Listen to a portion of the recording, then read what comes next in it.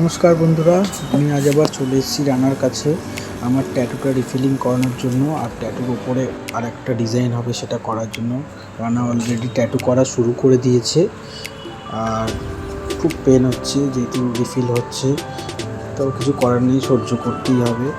নতুন একটা ডিজাইন করব, সেই ডিজাইনটাও রানা রেডি করা শুরু করে দিয়েছে। এখন ড্রয়িং চলছে, আমি এই ফাঁকে একটু চিকেন চাউমিন খেয়ে নিচ্ছি।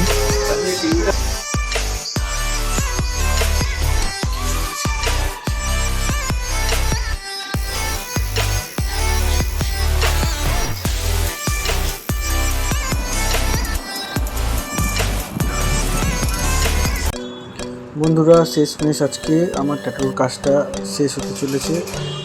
দেখে জানিও কাজটা কেমন লাগলো, দেখতে থাকো।